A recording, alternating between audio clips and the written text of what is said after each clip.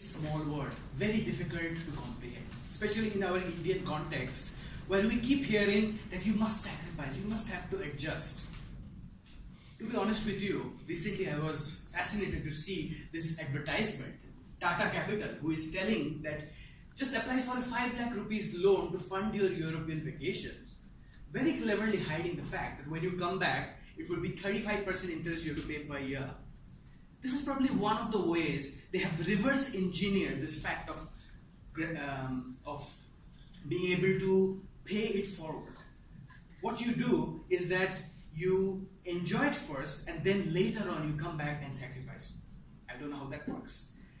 Now, being in the Indian context, I could say that our ancient literatures are filled with sacrifices. Like our Vedas is filled with yagnas, which is nothing but sacrifice. Ramchandra had to spend 14 years in exile to become this well-rounded person, less passionate, to become such a wonderful leader and lead that continent or lead that kingdom to a golden era.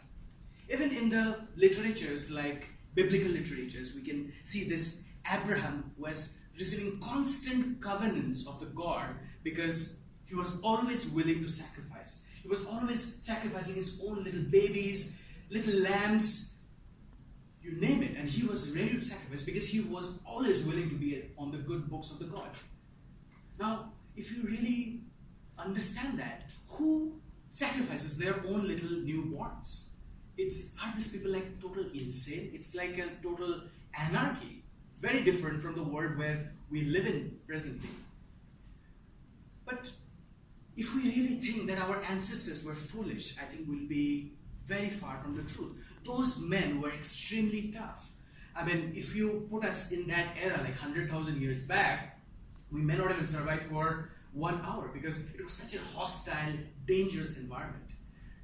What we human beings did, or our ancestor did, we created the concept of time, past, present, and future.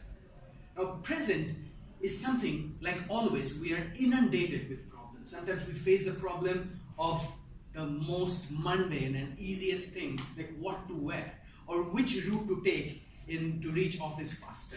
Or it could be a problem in your office. Maybe your boss is not very grateful. It could be a problem with your finances, your health. It could be anything. It could be which political party you want to choose to lead India, or maybe some moral high ground which you're taking.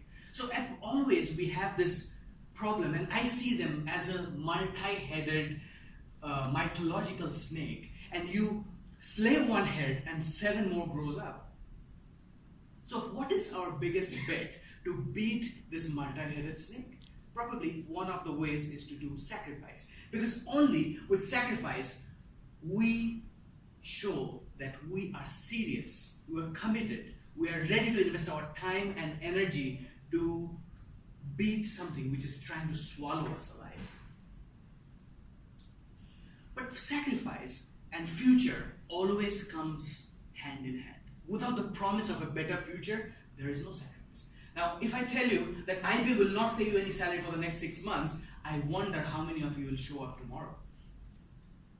There is always a futuristic angle to this.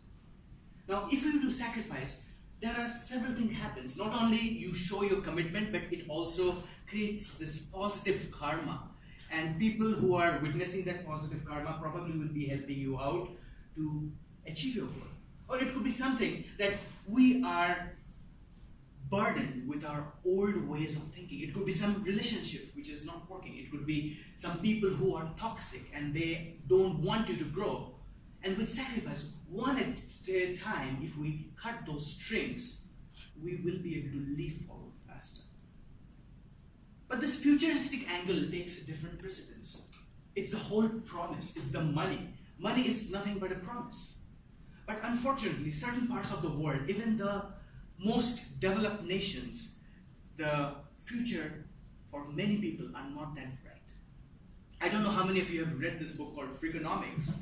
There, the author talks about a research paper they have written about a group of gang members who were nothing but petty drug peddlers.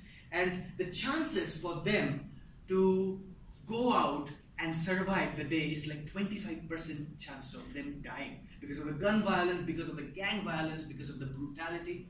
And when you have that no promise of future, what you do is you become totally anarchic.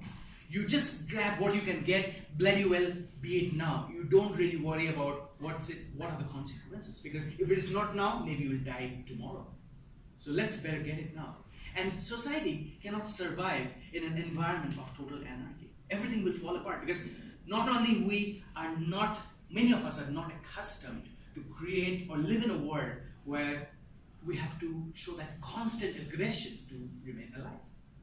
Now, growing up, I would like to think I was a little above average student, and I was probably a class topper when it came to being lazy. I was constantly playing video games, I was not doing any studies, and my mom and dad all of a sudden bought this crystal ball, figuratively speaking, and they had this several session with me that, why are you not studying? Do you know what's going to happen in the future? And I never really wanted to grow up. I was like this Peter Pan, always stuck in his own dream world, and nothing bad can enter there.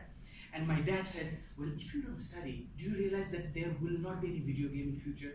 You realize that there is not going to be any salary, no job, you will not be invited to any parties, your life will crumble. And it didn't work for one time, but several times after he kept on trying and telling me that the future will look dangerous if I don't really buckle up, made me realize that yes, I think probably I have to sacrifice a little bit of that instant gratification, a little bit of my time, and devote some time for my studies as well. And thank God, because of that futuristic outlook, I'm standing here right in front of you. But to be honest with you, for me, sacrifice is taking a different toll in our modern day lifestyle. You work for 8 hours and probably will get that 5%, 8% hike. Akanksha is not here today. You go to the gym and probably you'll be able to get rid of that fat. Don't touch that sugar, because that's the sacrifice you're doing to keep yourself healthy. So isn't it a form of modern day slavery? You pay those EMIs regularly, probably then after 15 years, you'll be able to enjoy that apartment or house of yours. But probably I believe that even though it sounds like a slavery, it's for our own good. Because if we are not controlled, we can unleash mayhem to the planet. We can be extremely brutal and terrifying creatures. And who knows, probably that multi-headed snake, it's hiding somewhere deep inside our own mind. You decide, you decide. So,